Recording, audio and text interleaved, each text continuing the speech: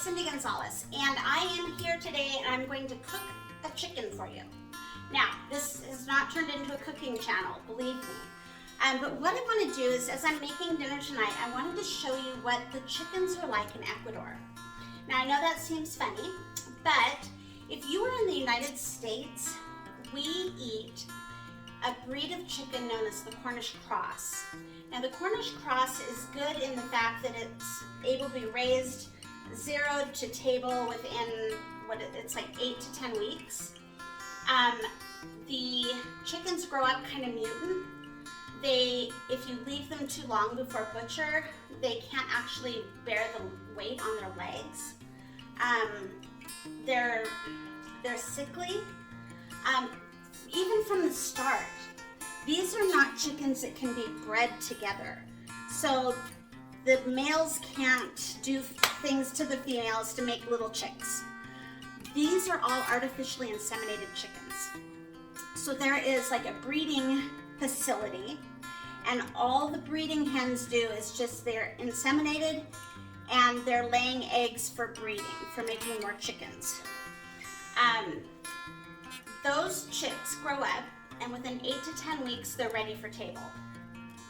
Now, a normal chicken should take at least 16 weeks to 20 weeks to harvest. That's a normal chicken. So to grow something in half the time, we've done some mutation to it. And we've butchered those. Tony and I went to a friend's house and butchered some Cornish cross, and it was maybe the most disgusting thing I've ever seen. They are not real chickens. So in Ecuador, they don't have huge breeding facilities. They don't have any of that. They have what is called the Creole chicken. And this is a legitimate chicken that probably took 16 weeks to raise to this point. I bought it in a mercado. It was probably butchered and killed, and butchered probably within a day or two of my purchase, if not that morning. I don't know if you guys can see this, but there's even some little feather areas left on this. So this is the leftovers that you take off when you're plucking a chicken. And so this still has a few left on it. That tells me that this is a legitimate chicken. Like, this is real. This is not one that was created in the United States. So one of the things about these is it's not going to have as big of a breast area. Cornish crosses are specifically raised for their breast meat because that's what Americans like. So this is a much more flat chicken. A Cornish cross would be more plump right here. But again, this is not a genetically modified chicken. Now, when I get this, not only does it have the body, but it comes with the neck and it comes with the legs, with the feet. So I will be taking the feet off. I'll be taking the neck off. I'll be making some soup stock with it because we're going to use every part of the chicken. And then I will be probably, I think I'm going to fry this. Yeah, I think I'm going to fry it. So I'm going to get started with that, and let's see what we do with an Ecuadorian chicken. Okay guys, so I've got everything cut up, and I will tell you that I'm from the US, right? If I want cut up chicken, I buy it cut up. If I want a whole chicken, I'm usually popping it into the oven to bake it. So my cutting techniques are not the best, and there's a whole lot of meat left on the body. But I'm going to be putting our neck, our feet, and our body into a boil. So we'll be doing soup with this. Good bone broth here. And then these are my kind of weird pieces of chicken that I'm going to fry. So I'm going to fry those up tonight. So let me get the oven going. We have to light the oven. It's a propane stove. So I'm going to get the stove going. I'm going to get these on, and then we'll be back.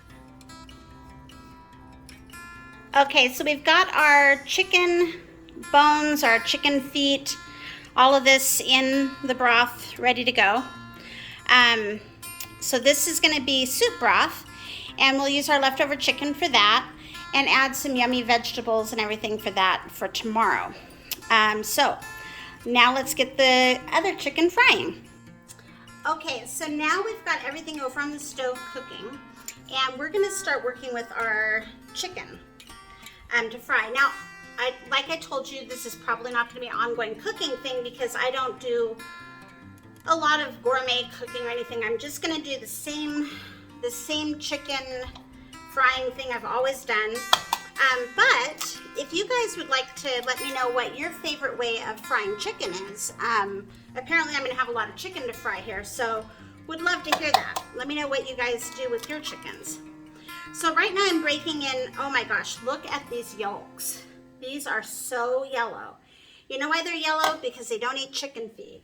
Those are some chickens that are eating bugs and grass and all the good things that chickens should eat.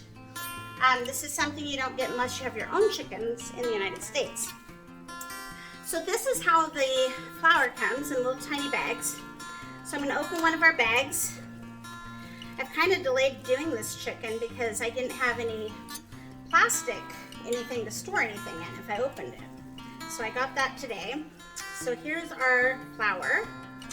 Now I did bring from home, I brought some Johnny's seasoning. So I'm just gonna add some Johnny's seasoning to this. Just like that. Beautiful. All right. Now I'm going to whisk my eggs a little bit.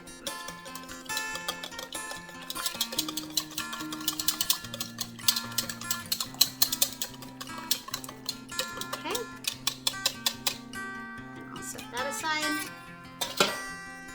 And all I really do is I'm just gonna take this one actually turned out the best as far as like my cutoff, so I'm gonna use this one.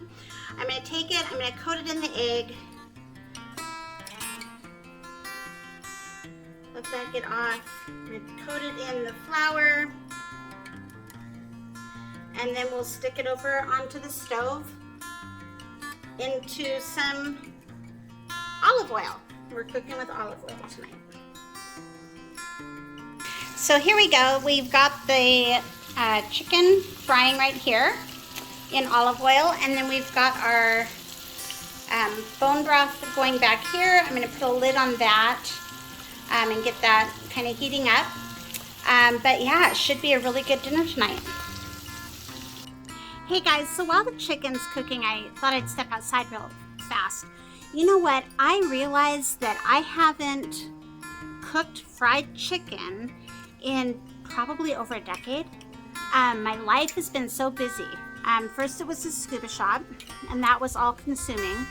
I guess it started with Girl Diver, and then that developed into the scuba shop. And then Tony and I took up real estate, and that's been 24/7. In between that time, we were living in an RV as we were trying to build stuff out. Then we moved into that tiny home. So not really a lot of cooking going on. So, and then just lifestyle, right? So I realized all these things came back to me. Like I used to do a double dip. I think I used to mix the eggs with milk. But yeah, I used to be a domestic goddess, and it's been 15 years. So all of this cooking thing, that's one of the things that we're gonna be doing more. We're gonna be cooking at home, we're gonna be eating at home. While it is super cheap to eat here, the abundance of food, the availability of food, the cost of food, all of that, that's part of why we moved down here. With the crazy inflation going on in the United States, I can't even keep up. Just today I had a fish broker reach out to me, and his vendors are going up in their prices almost daily. So he is super frustrated. But anyway, so just wanted to kind of give you that confession that I haven't made fried chicken in forever. So if you've got a favorite recipe, I would love to hear it. All right, now let's go check and see how that chicken's doing and see how it turned out. Okay, so we are ready to eat dinner now. And dinner turned out really good. So look at this fried chicken. Does that not look tasty? I can't wait to dig into it. So one of the things, and then I guess we made some potatoes, and we have some cantaloupe and some bananas that we got from the market. Perfect. And so we probably won't be eating a lot of fried food. That's not our goal here. The goal is to get me healthy. But right now, I didn't have a pan to put in the oven, so there was no way to bake the chicken. So we were kind of out of options. And we also don't have a thermometer to That's really, right. really gauge. We're cooking with gas, so and it's propane, so you're going to get different heat than even natural gas. So yeah, so we need to get one of those temperature guns and bring it back with us, so we can kind of aim it in there, make sure what the temperature is. Yeah, and so that's one of the challenges here. Is most of the gas ovens are propane, and it's a miniature oven. So like I brought a cookie sheet that will not fit, and so that's one of the things. Anyway, we are going to dig in, and thank you for joining us. If you have any questions, leave them below. And if you've got a great recipe for chicken, even if it's a healthy recipe, go ahead and put it in the comments below. Apparently we're going to be eating a lot of chicken here. I think we're going to eat more pork.